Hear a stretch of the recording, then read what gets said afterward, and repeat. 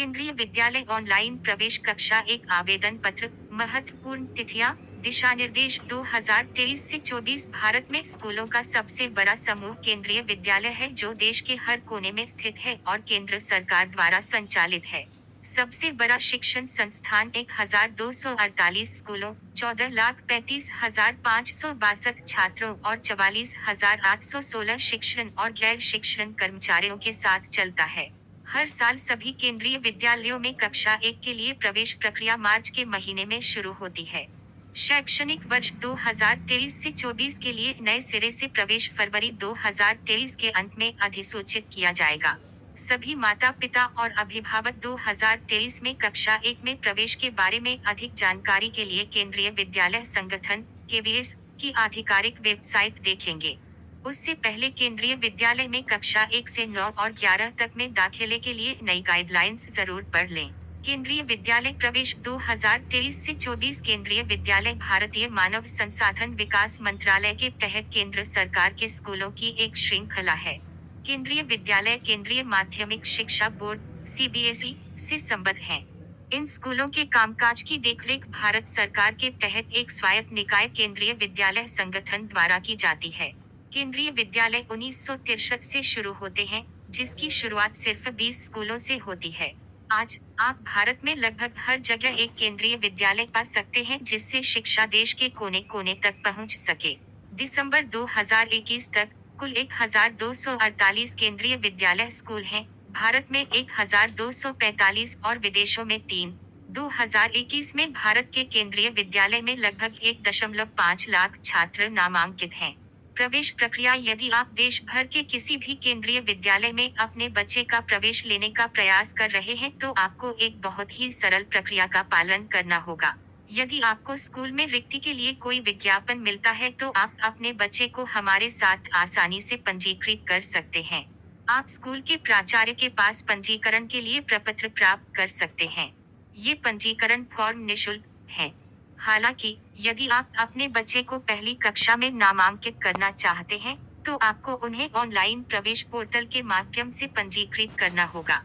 इसके अतिरिक्त 11वीं कक्षा के लिए बोर्ड के परिणाम घोषित होने के बाद प्रवेश प्रक्रिया शुरू होती है। आपका प्रवेश आपके 10वीं बोर्ड परीक्षा परिणाम पर निर्भर करता है।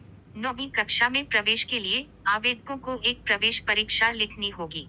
आवश्यक दस्तावेज: जन्म प्रमाण पत्र, स्थानांतरण प्रमाण पत्र यदि लागू हो, आरक्षण मानदंड का प्रमाण यदि लागू हो, सेवा प्रमाण पत्र यदि लागू हो, रक्षा कर्मचारियों के लिए रोजगार का प्रमाण पत्र, निवास का प्रमाण। केवी स्कूल में प्रवेश के लिए आयु सीमा: यहाँ प्रत्येक कक्षा में एक छात्र की न्यूनतम और अधिकतम आयु की सूची दी गई है। यह सत्र 2023 से 24 के लिए 31 मार्च 2023 तक आवेदन करने की आयु सीमा है।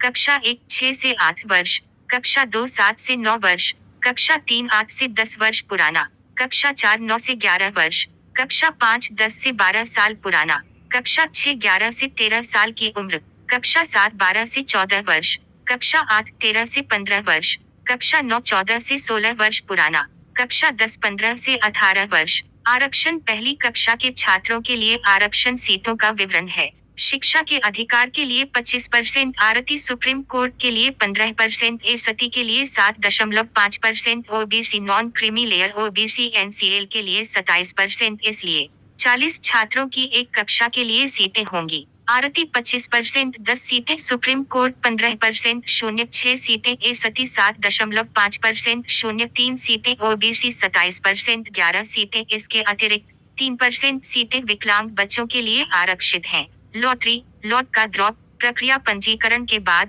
प्रत्येक केंद्रीय विद्यालय में निम्नानुसार लॉटरी आयोजित की जाएगी। ए. आरती लॉटरी, बी. सभी डी लॉटरी, सी. श्रेणी 1, डी. श्रेणी 2, ईएससी, एफ. एसटी, छ. ओबीसी, ज. श्रेणी 3, आई. श्रेणी 4, जे. श्रेणी 5, के. श्रेणी 6 यदि लागू हो, L. Single girl child, SGC. Lottery परिणाम: लॉटरी का क्रम इस प्रकार होगा। 40 छात्रों की एक कक्षा में से पहली 10 सीटें आरती के प्रावधानों के अनुसार भरी जाएंगी।